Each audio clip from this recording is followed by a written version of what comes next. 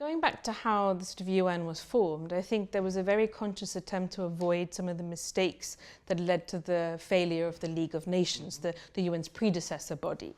So one of the problems with that body was that the big powers of the day could simply just ignore it. And the UN's designers, as it were, made a real attempt to give them an incentive to stay. And that incentive was permanent membership of the Security Council and the power of veto. They also kept the council quite small. Anyone who's tried to make a decision with, say 15 friends or 30 friends will know that it's much easier, the smaller the number, to get a decision. So there were some sort of design, elements that were supposed to avoid deadlock and hopefully lead to good solutions. In practice, how the UN Security Council is working today, I think I would look at it in three different ways. The first is how it is perceived. The second would be whether it's actually able to make a decision. And the third is the impact on the ground. So in terms of how it's perceived, I think there is no question that it feels outdated. It doesn't reflect the power structures that we have today.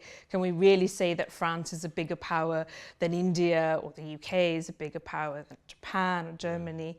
I think there's a lot of good reasons to reform the council to make sure that it is still seen as legitimate. But I worry that a bigger council or a change council, I worry whether that's actually the answer to making it work better. If you look at the states that are supposed to be given seats, that feel like they ought to be given seats, India, Japan, Germany, Pakistan, and so on. If you look at how they actually vote when they are on the council, I'm not sure they're always the most progressive, and they're not always in favor of action. Most people typically think of UN Security Council as vetoes, a la Russia vetoing resolutions against Assad, or there's a long history of vetoes being used, and if they are implemented, then they can directly affect how things happen, whether there's a ceasefire, whether there's a withdrawal of belligerent forces. Well, I think it worked just the way it was designed to work, in a way, that although Roosevelt's early vision was not a bipolar world, not a Cold War, but keeping in being the Grand Alliance and the four policemen, they wouldn't have had all these detailed discussions about veto power if they thought it was going to work all that smoothly. So veto power was meant so that the great powers, and the great powers of that time, and it's been frozen in time since then, could protect their extended interests, their sphere of influence from international intervention, which was the quid pro quo for their accepting an international body with Chapter 7 enforcement powers at all.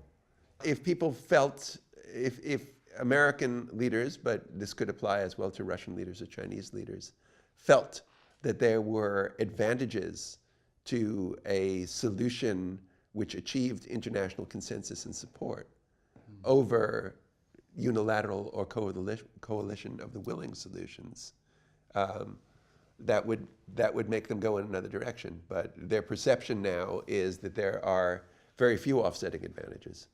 And this has to do with the legitimacy or lack thereof of the UN system in the eyes of their political publics.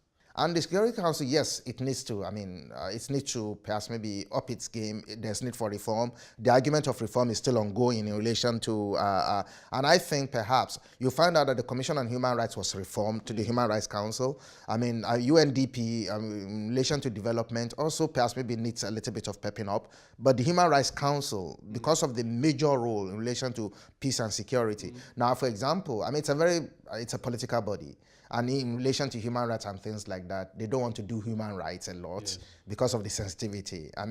Even nation states themselves don't want to give human rights, the Security Council, the freedom to really engage itself into human rights issues. In 1945, when the United Nations was established, it was based on that Security Council was established. I think there's a need for, particular in relation to the veto, and the power dynamics of the world have changed.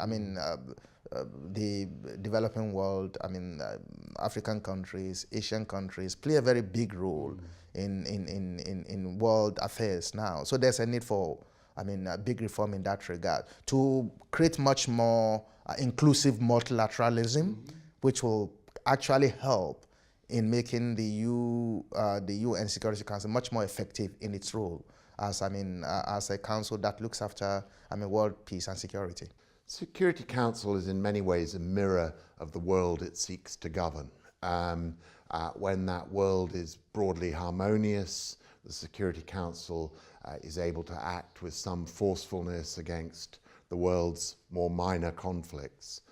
When the big powers are rampaging against each other, one casualty is the Security Council. And up until 1989, the Security Council was a fairly powerless place. There were a few exceptional moments when, Russia just chose, as the Soviet Union, not to participate, and where China was briefly represented by Taiwan. And in those times, there was occasionally a decisive action by minority of permanent members, such as in the Korean War, but more usually there was gridlock.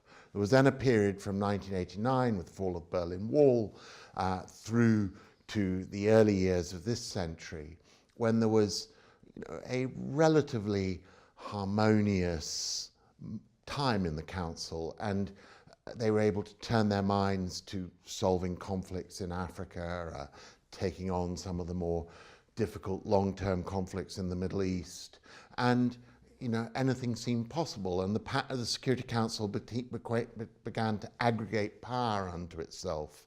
It started involving itself in humanitarian work, which it had not done before. It even had debates on public health issues like AIDS, HIV/AIDS, and it was a golden age in a sense. But as American-Russian relations have soured, and as China has started to be feared by others on the Council as a potential global rival, we've seen that brief decade or so of harmony be replaced by, in many ways, in Security Council terms, a new Cold War. It was based on the situation after the last war, and the world has changed dramatically, so we must have better representation, and for the international community to have confidence in its decisions.